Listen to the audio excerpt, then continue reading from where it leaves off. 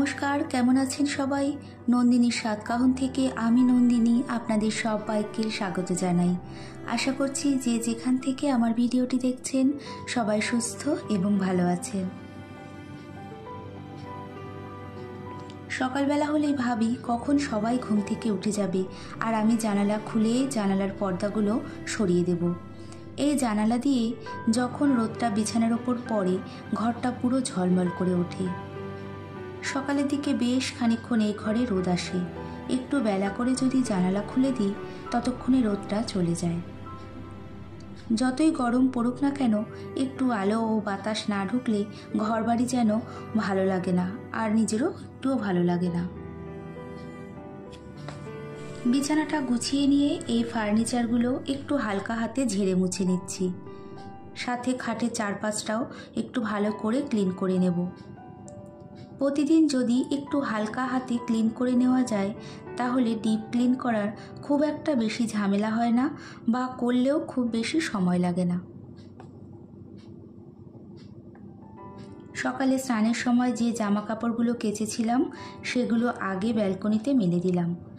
যা গরম পড়েছে এখানেই শুকিয়ে যাবে, তাই আর ছাদে মেলতে গেলাম না। প্রতিদিন সকালবেলা আমি কিছুক্ষণ হাঁটার চেষ্টা করি, কিন্তু আজকে আর হাঁটতে যাইনি, তাই ছাদে একটু সময় হেঁটেছিলাম।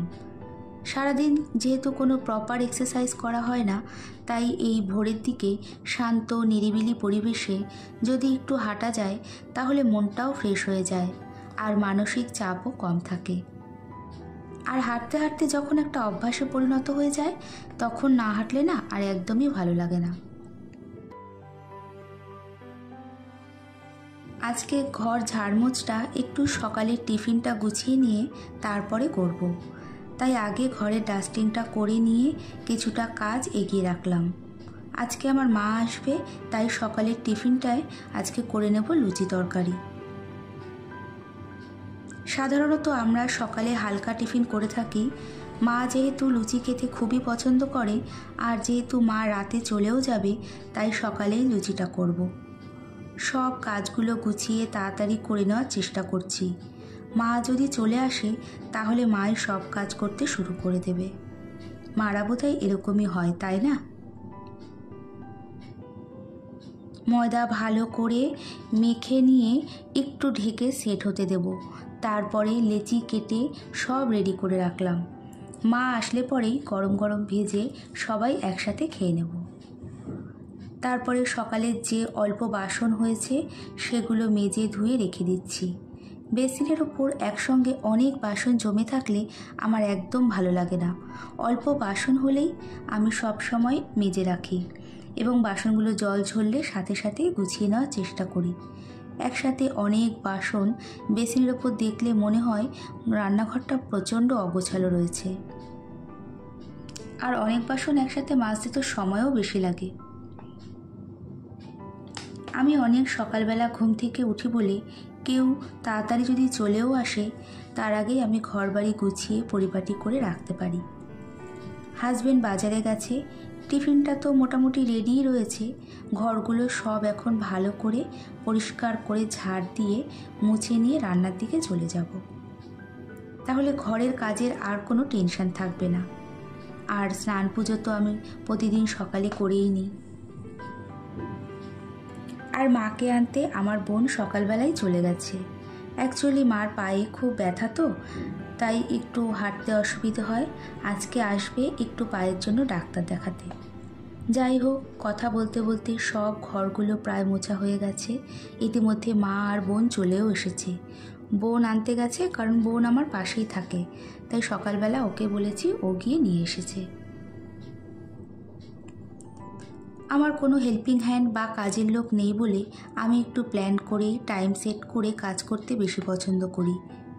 এতে আমার মনে হয় কাজ করতে খুব বেশি সময় লাগে না। এদিকে আমি আর মা দুজনে মিলে লুচি ভেজে নিচ্ছি। আগে হাজবেন্ডকে আর সোনাকে খেতে দিয়ে দিয়েছি, তারপরে আমরা তিনজনে একসাথে নিয়ে বসে পড়ব।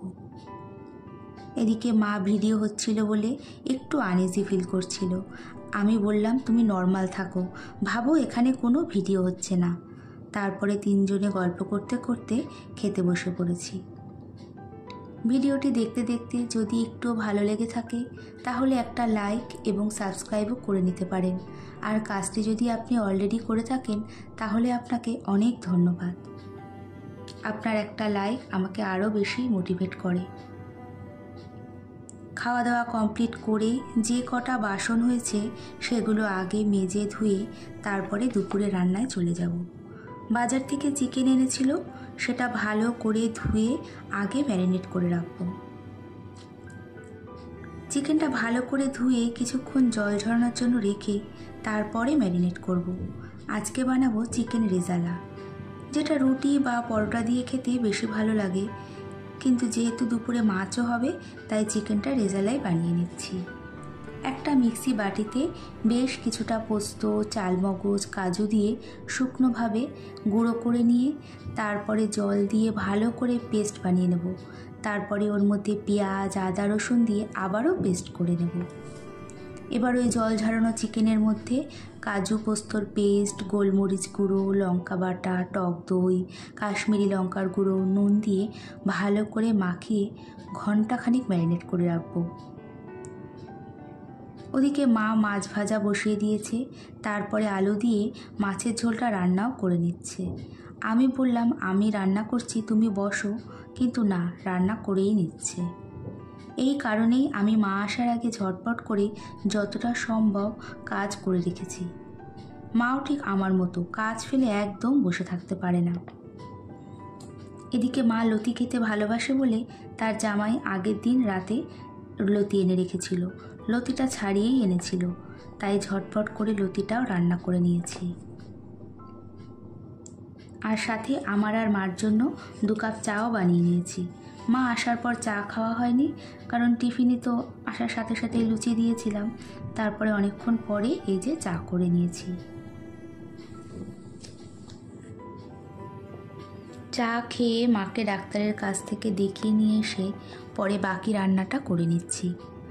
ওদিকে ভাত বসিয়ে দিয়েছি ইন্ডাকশানে। এদিকে ম্যারিনেট করা চিকেনগুলো সাদা তেল আর ঘি গরম করে লাল লাল করে এক এক করে ভেজে নেব। এবার অন্য একটি কড়াইতে সাদা তেল আর ঘি দিয়ে ভাজা চিকেনগুলো আর ভাজার পর বাকি যে মশলাটা ছিল সেটা দিয়ে ভালো করে কষিয়ে নিয়ে একটু গরম জল দিয়ে দেব। ভালো করে ফুটে উঠলে, যেহেতু এটা মোগলাই রান্না তাই এর মধ্যে রোজ ওয়াটার, কেওড়া ওয়াটার দিয়ে দেব। তারপরে ভালো করে বেশ কিছুটা সময় ফুটে উঠলে যতটা গ্রেভি লাগবে সেই মতো নামিয়ে নেব। তবে ঠান্ডা হলে সেটা আরেকটু শুকিয়ে যাবে। আমার এইটুকু দরকার ছিল তাই আমি নামালাম। ঠান্ডা হলে আরেকটু শুকিয়ে যাবে, মোটামুটি ঠিকই হয়ে যাবে। আবারও দেখা হচ্ছে প্রায় সন্ধ্যে 7:30টার সময়। রান্নার পর আর কোনো ভিডিও শেয়ার করলাম না। মা এসেছিল অনেকদিন পর, তার সাথে একটু গল্প করে সময় কাটিয়েছি। সন্ধ্যেবেলা মা চলে যাবার পর একটু রেডি হয়ে নিচ্ছি জন্মদিনের প্রোগ্রামে যাব বলে। আমাদের ফ্ল্যাটেই একটা দিদি আছে, মিঠুদি, তার আজকে জন্মদিন, তাই সেটাই ছাদে ছোট করে পালন করা হবে। এই তো রেডি হয়ে নিয়েছি। কিছু সাজিনি, জাস্ট একটা শাড়ি, লিপস্টিক আর হালকা পাউডার, একটু আইশ্যাডো। ছাদে এসে দেখছি অনেকেই তখনও আসেনি, আর আমি ভাবছিলাম ঘরবাড়ি গুছিয়ে সব পরিষ্কার করে আসতে আমার মনে হয় একটু দেরি হয়ে গেছে। এখানে সবাই রয়েছে, সাথে আমার মেয়ে এখানে রয়েছে। আর আমি যেহেতু একটু ভিডিও করছি, আমার দিকে কেমন করে তাকাচ্ছিল, কিন্তু কিছু বলতে পারছিল না। তারপরে এই তো বার্থডে কেক কেটে সবাই মিলে দিনটা ভালোই এনজয় করলাম। তারপরে খাওয়া দাওয়া করে রাত 11টা নাগাদ ঘরে গিয়েছিলাম। আজকে ভিডিওটি এখানেই শেষ করছি। এতক্ষণ আমার সঙ্গে থাকার জন্য অনেক ধন্যবাদ।